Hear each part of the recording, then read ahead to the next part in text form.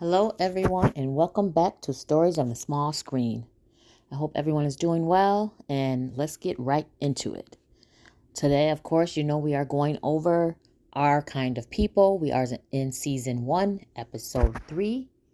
And at the beginning of this episode, they go right into Leah having a dream, and she's actually celebrating at some type of, it might be Juneteenth celebration with her mom, and she's hugging her mother saying, "Oh my God, Mom, I have so much to ask you and tell you, or so much I need to know." And suddenly her mother fades off. Angela wakes up from the dream and is startled, upset, and she throws, a picture and says she needs to know. Then they cut right away to the scene in the living room where you have Angela, you have Aunt Patricia, and you have Angela's daughter, Nikki Vaughn, I believe. Yes, Nikki. And they have Juneteenth decorations going up, and they're talking about Juneteenth, and they're celebrating Juneteenth.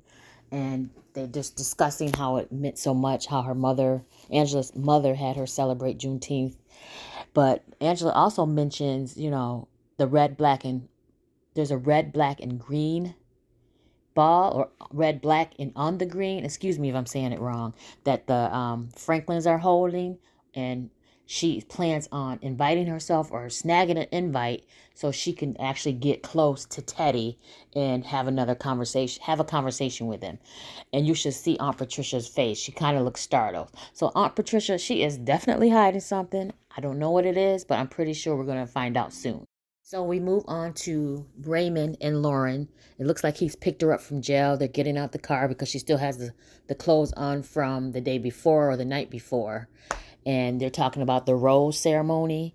But she also shares with her dad that Taylor is more than just a friend, and this fight is more than just a girl fight that high schoolers have. Basically, she tells him that she is in love with Taylor and she likes girls. And Raymond took it very well. He told her he loved her. He took it better than her mom. And basically, he just said he wanted the best for her.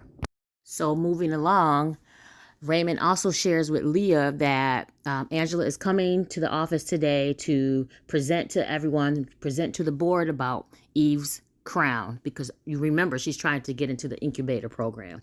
Of course, Leah doesn't like it, but that's just Leah. But moving on to the board meeting where Angela is presenting. She's presenting Eve's crown. She's explaining it, thinking she's selling it, and Leah's just looking at her. So Leah says, "Well, why won't you change the packaging and package it more high price for a broader appeal?" So Angela is explaining to her that, I put my mom on there because she never thought she was beautiful. I think she's beautiful. So Angela interrupts her and says, "So we're packaging Ghetto Swap Meat." No, she didn't. Ghetto Swap Meat? Angela better than me, because I probably would have ran across that table and choked her. But, I digress. So Angela gives her the classy read and she explains how much money these so-called beauty gurus and hair products make on the so-called ghetto. Of course, Leah had to just sit there and pick up her face. But, of course, she turned Angela down because she said Angela did not know how to take criticism. I had no idea that is a reason to turn someone down with a good product, because they don't know how to take criticism, because Leah's, of course, in her own ego. So they get to the parking lot, and Angela says to her, "Thank you for your critique, for your feedback. I'll take it in consideration." Leah just smiles, and on the low, Angela starts singing, and she's keying Leah's car, and Leah has no idea. These two are a mess. I never had a sister. I got a best friend, but never had no sisters. I don't know what is up with these two. Of course, I know what's up with these two, but this is crazy. I would love to have they show a scene when Leah gets out and sees her car, but I'm sure they couldn't do that. But that was that scene. So moving right along, we're into the scene with Raymond and Teddy. Now, Raymond pays a visit to Teddy's office because wants to discuss with Teddy him getting his company back, the Darman Company. Raymond explains that he's on track to pay back the bailout loan and just cause for him to get his company back. But of course, Teddy being Teddy, he just won't let Raymond ask. He goes into this spiel about, they say girls marry people like their father, but you and me are nothing alike. Boy, that Teddy is something else. Anyways, you and me are nothing alike, and I would have never let my company be taken. I would have never took the loan, and he would have never did this, and he would have never did that. Of course, that's just Teddy. It's almost like every man he seems as a threat, or every person he has to like send this big bravado out, this dog bark out to let people know he is the head person in charge. But anyways, that has nothing to do with it, but that's just my observation.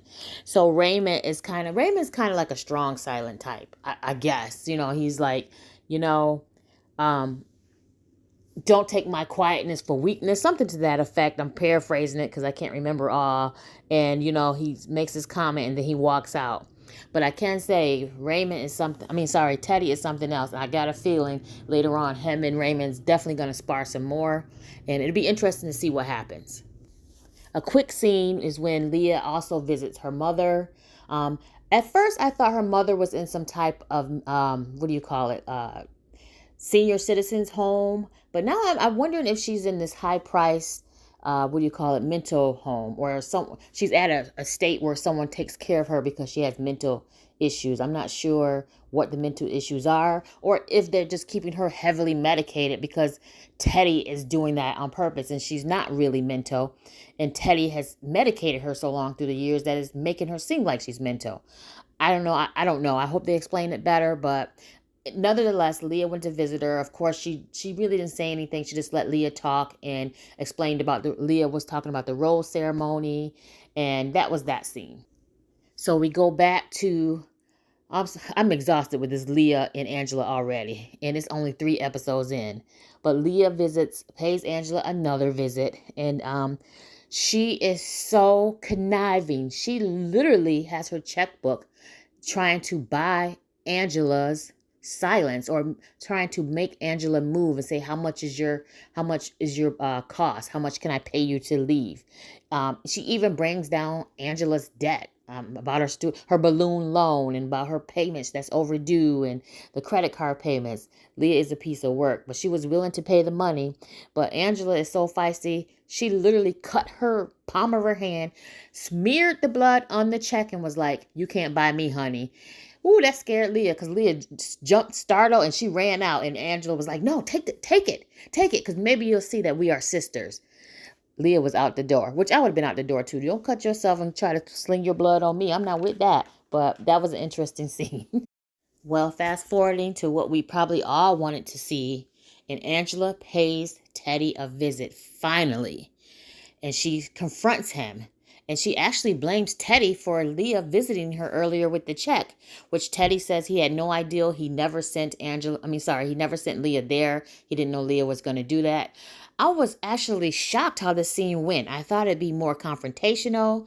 It was a slight confrontational, but Angela being vulnerable and upset and angry at the same time. It's like that little kid came out in her and asked her, she was confronting him, saying that he was a coward, and he let her cry when she was a kid. He never looked back at her, and he knew she was there.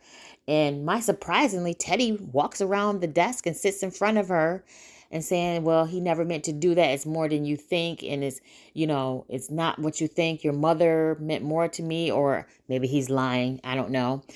But Angela, of course, was crying, and she grabs his hand, but she almost falls for it. But she said, "Oh, no, not today. You're going to have to try harder than that." And she puts it down and runs out, which I don't blame her, because Teddy cannot be trusted. We all see this. A quick scene with Angela and Tyreek. Tyreek takes her on a date. Well, I guess you can call it a date. He just wanted to show her his new adventure, that he's doing regarding a restaurant.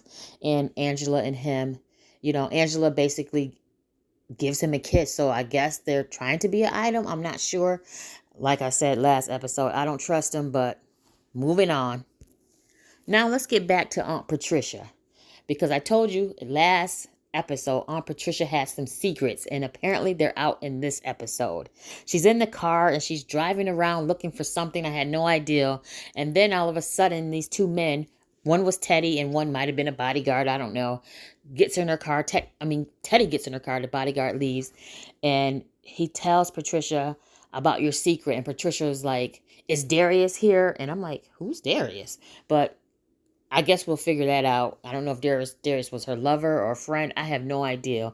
But Teddy says, you killed him. And Angela's like, it's his body here. And to make a long story short, they called each other's bluff.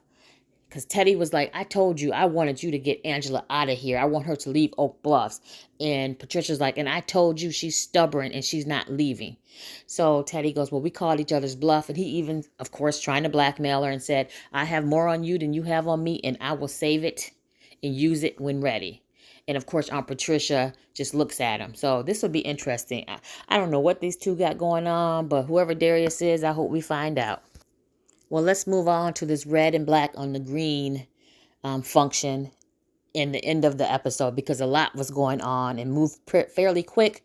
But they're on the red and black and the green. Of course, Angela, she just basically invites herself, shows up, and she confronts Teddy again. And she talks to Teddy how she wants to be in the incubator program. And Teddy's like, I can't control that because Leah is basically handling that while they're talking and basically negotiating or trying to negotiate. Angela's trying to negotiate with Teddy. There's some commotion, and of course his grandson comes and says, mom is here, grandma's here, and because she's kind of mentally ill or has some type of dementia, I'm not sure, everyone's shocked because they haven't seen her this way. She's all over the place. She doesn't remember what's going on. And they're trying to get her to sit back down. And Leah's like pulling on her and she's pulling back. And of course she falls. No one's fault. It was an accident, but everyone gasped. And then, because they're so shocked at what's happening. And then she sees Angela and she's like, my daughter. She calls Angela Leah, I think. And Leah looks at Angela and was like, why does my mom think you're me? And Angela says she has no idea. Now, Angela, you remember you went to go pay her a visit and she called you Leah. But that's another story. So because this was done in public, the family gets together behind the scenes and Leah screaming at her dad. And she's basically saying, because you couldn't keep it in your pants, this is what happened. Now they know that, we have an outside child and this is what you did. And then, of course, Teddy snaps back and was like, no, because you couldn't keep your cool. This is why everybody knows. So you needed to get it together and fix it. So Angela interrupts quietly and says, my mama always said it's better to grab a bull by his horn instead of by his butt. And everyone looks at her. And of course, Leah, being shady, goes, what is this, some type of homespun hood wisdom?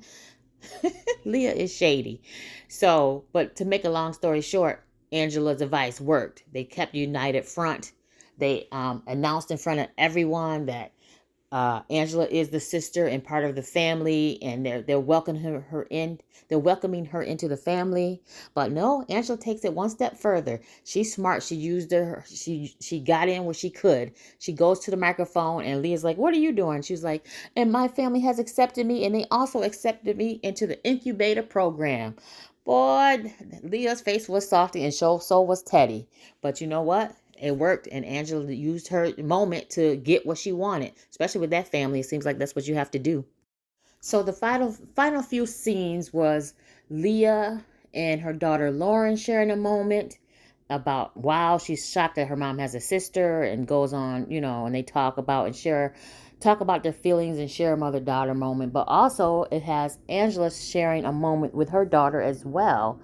I believe her daughter Nikki. I always get the names confused. And Nikki's like, I miss my dad, and I wish. I know you don't know him. I know I don't know him, but this is what I think about.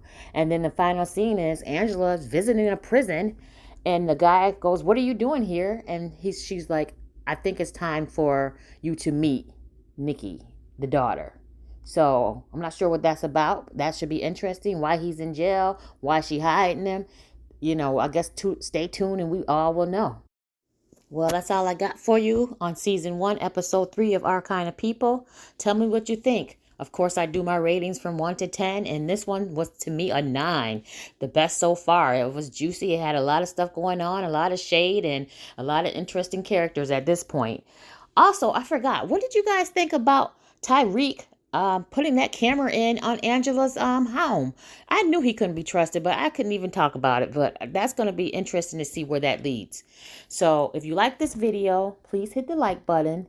If you want to comment, tell me your thoughts below. And if you share this video, this will help my channel grow. Thank you. Bye.